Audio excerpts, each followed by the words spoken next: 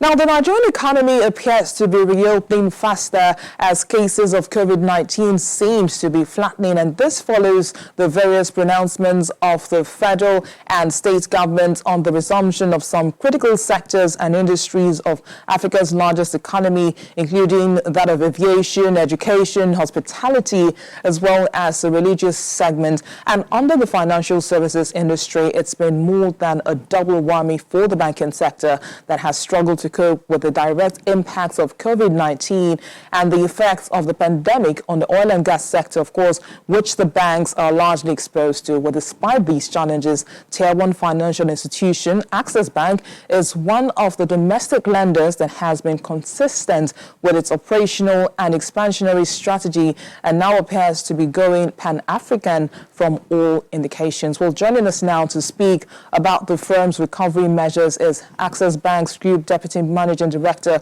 Roosevelt Ogbonna. Good morning. Thank you for joining us on the program. Now, tell us, as a bank, how have you managed the effects of the pandemic on operations since the outbreak in March till date? Good morning. And firstly, thank you for having me on the call. I think it's clear to see that the pandemic has affected operations across board, not just in the banking industry, but across all the firms.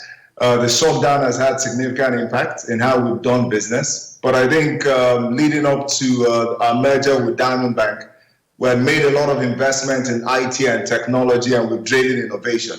And I think this pandemic has given us an opportunity to test the resilience of the investment.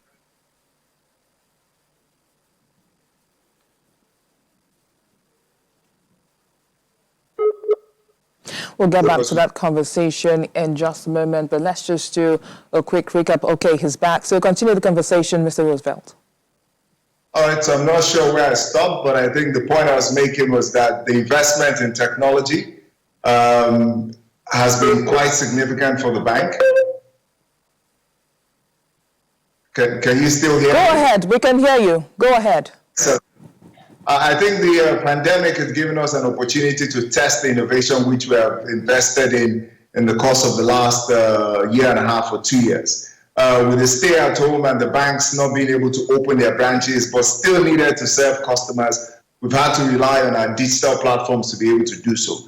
As you might well know, we have the largest mobile banking network within the Nigerian banking system with about 11 million customers on our mobile banking app. We needed to upgrade that service and make it a lot more user-friendly. I guess the pandemic and the ability of people not to be able to go out ensured that transitioning to more digital platforms was, I think, the only option that they had.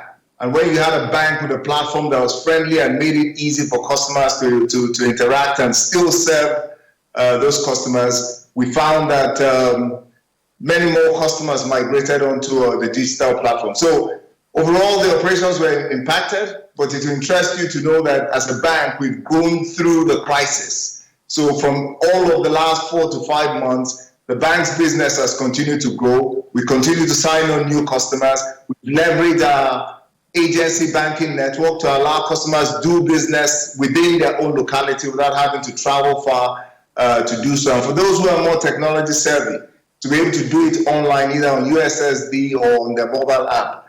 And I think what we've seen is that this will be the new normal. And as we go into the future, more customers will rely on the digital platforms and alternative channels to be able to consummate their transactions and do business. And we're ready to be able to serve customers and help them through that journey to arrive at a place where they'll be very comfortable. Now, let's talk about the fight against the COVID-19 pandemic. Now, of course, your bank has contributed huge amounts towards this fight. But are you impressed with how the pandemic has been tackled so far? Well, I think to a large extent, I don't know if it's the work that we've done that has limited the impact of COVID in Nigeria, or we are just lucky, or as some will argue, the weather in itself has played a significant role. Whatever it is, I think government's initiative and the quick thinking of the federal as well as state governments in Lagos, Ogun, and Kano helped limit the transmission of COVID across the market. We played our bit, working as a partnership under CACOVID with several large corporates within this market to provide funding and financing. So government realizes that it's not just their fight, it's our fight, and collectively is how we can win. So the investment which Kakove did in buying PPEs, equipment, setting up testing centers, rehabilitation centers, was to also show support to government and to show Nigerians that it's not just about making money, but about making impact. So for us, it was important not just to protect our staff and our customers, but the entire stakeholders, including the general public. And I think government, in the work that they've done, NCDC, in taking clear initiative, has helped limit the spread. And as you rightly pointed out at the start of this conversation, we've seen the graph tapering off. And we pray that it continues that way, even with the almost near opening up that our country is at today. Now, apart from the challenges that have been caused by the COVID-19 pandemic, between January and now, we've seen quite a number of regulatory headwinds that banks have had to deal with. And one of them is the CRR debits that have reoccurred about 4 times. How have you been mitigating the effects of these headwinds as a bank? Well, I think in times like this, these are normal things that banks have to be prepared for. I don't think there's any single bank that will tell you that this is news to them or this is the first time we've seen things like this happening. The Monetary Policy Authority will try the best it can to manage local currency liquidity, foreign exchange liquidity, and of course the stability of our currency. Price stability continues to be primary for the regulator, and they will do what it takes to be able to manage the imported inflation that might seep through into our market. So I think firstly, that's a policy that is not new, and I think it's something that banks have come to realize is reality and is here to stay. From our perspective, I think what was clear is that we needed to create significant liquidity buffers as well as significant capital buffers. On the foreign exchange side, we've been very disciplined in how we manage our foreign exchange deposit liability. We've ensured that we're not too aggressive in our lending on the foreign currency side because of the scarce liquidity that you find at times like this. We've leveraged our partners, the likes of the IFC, the FMO, the EIB, and of course the likes of trade syndicate banks to raise about $400 million in the course of the last 3 to 4 months. And that money has come into Nigeria, has provided significant liquidity in the Nigerian economy, as well as help us strengthen and buffer our balance sheet from a tenure perspective. On the Naira side, we've continued to invest significantly in financial inclusion. There's still a lot of money that is outside the formal sector, and leveraging with our stakeholders, the likes of our agency banking network, the telcos that we have a significant relationship. We've continued to deepen financial inclusion. And through that source, we've seen significant Naira liquidity that has come through. It interests you to know that even in the height of the crisis, as a bank, we're signing on about 400,000 to 500,000 customers monthly. And this comes with significant liability buildup. So we built capital buffers as well as liquidity buffers, and we've used that to manage ourselves through this period. The CBN policy, we understand why they have to do it. We see the impact that it's making, and it's one that we support fully. And the short-term implications for us as a bank on liquidity is something I believe most banks can manage.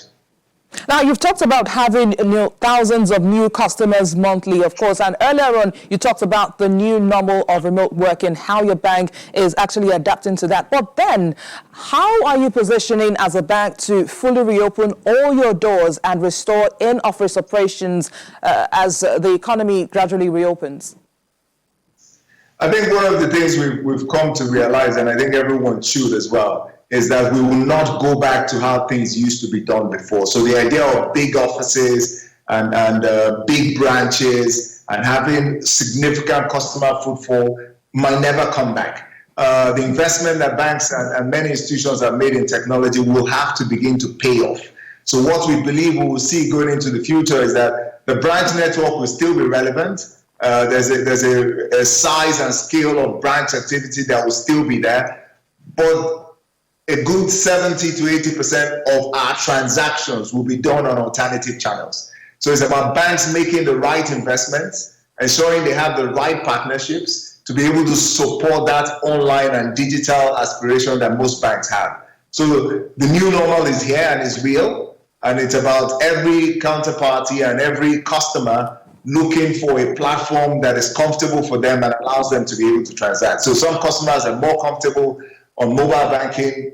The platform exists. Some customers are more comfortable on online banking or USSD. I think there's a channel for every customer depending on your security awareness, depending on your skill level and your adoption of technology. And I think banks are ready, including Access Bank, to provide alternative platforms for all customers to be able to transact. Mr. Ogbonna, let's talk about this concern among holders of Eurobonds of Nigerian banks that there could be a default by Nigerian banks on coupon and principal payments. Is this a genuine concern, and what do you say to this wary investors, some of whom are holding Access Bank notes? Well, I can't speak for the entire industry, but I can definitely speak for the bank. As you're aware, we've been through several of these crises, and even in those crises, we had Eurobonds out in market. And I don't believe, to the best of my recollection, that there's any Nigerian bank that has failed to make a Eurobond payment up until date. And Access Bank is no different as well. So I'm not sure that those concerns are germane and that they're significant. I believe that the Nigerian banks working with the regulator and, of course, the investors will continue to find a way to ensure that the capital investments as well as coupons and interest and yields are remitted to the home countries of the investors in our market. You might find short-term blips, no different from what we saw in 2015 and 16, but those things correct themselves very quickly, and I don't think this would be any different. All right, Mr. Ogbonna, now let's talk about Access Bank's recent acquisitions in Kenya and in Zambia. Tell us what informed those moves. Well, I think as a bank, we typically are bold enough to come out every 5 years to share with the market what our plans for the next 5 years are. And in the course of these 5 years, which runs until 2022, we had said that we want to be the world's most respected African bank, and we want to be Africa's gateway to the world. And to be able to do so means that we have to be in several relevant markets within the African continent. Zambia and Kenya just happen to be one of those markets. We already exist in Zambia. We've been there for the last 10 years. And what we're doing is consolidating our franchise in Zambia. The bank's thrust is that in every significant market that we play in, we want to be a top 5 bank in those markets and gain scale. If we're not going to do so, then there's no point being in those markets. So Zambia is to consolidate our franchise. Kenya is an entry, but we're acquiring a bank, or we've acquired a bank that operated in Kenya, and we believe that leveraging off the entire Access Bank network, global network, we should be able to then bring significant value to the Kenya market. As you know, the way we've divided, in our minds, the way we've divided the access world is that we have global financial centers, which includes the likes of London, Hong Kong, New York, and Tokyo, and we have to be in several of those markets over the course of the next 2 to 3 years. We have what we consider significant import markets or significant trade hubs, as we call them. So the likes of Dubai, Mumbai, China, and Lebanon are those hubs that we've created. Several of them we operate as branches or rep office. And of course, we have the rest of Africa. So we're connecting Africa to the rest of the world, as well as ensuring that Africa connects with itself. In East Africa, you can't rule out Kenya because it's central to how they do business there. And Kenya, for us, will be our hub as we spread across East Africa. Of course, you know, we're in Rwanda, we're also in Mozambique.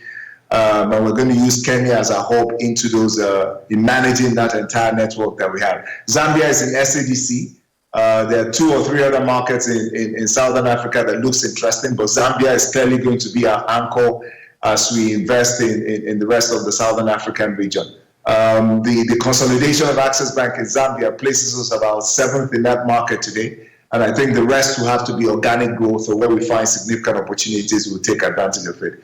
To be the several, we just got a license in Guinea, so that operation will start in earnest, albeit the delay has come through from COVID, but I believe before the end of the quarter, Guinea will also start operation, as well as Mozambique that starts in about a week. So we're expanding across Africa, but we're doing so intelligently. We're doing so ensuring we're not putting our capital under significant pressure, and we're doing so in markets that are relevant and helps us connect Africa as we see it. So tell us now, what's your economic and banking outlook for the rest of the year? Well, I think we're cautious. This is not one where it's about aggressive growth. It's one about ensuring that you stay afloat. You don't do anything aggressively that will expose your institution to either liquidity or capital risk. I think surviving and ensuring that even 2020 is as good as last year will be a victory already. We see 3 or 4 sectors that are critical, and we're making significant investment in those sectors. Infrastructure is one. We're working with several state governments as well as the central bank, where we see opportunities for infrastructure lending to do so. Healthcare, working with the central bank in the scheme which they brought about for healthcare to lend and support the growth of the healthcare sector. SMEs, women banking, we're seeing opportunities there. We'll continue to lend. Personal banking, we're seeing opportunities there. And of course, agriculture, working with the FMCGs to backward integrate. So we see that there are sectors that have significant opportunities. There are sectors that really have not been affected or dampened by COVID. Telecoms is another. Food and beverages as well. So in those sectors, we are growing and we'll continue to invest and put our monies behind it. Several other sectors that are affected by COVID, for those sectors is to manage through them.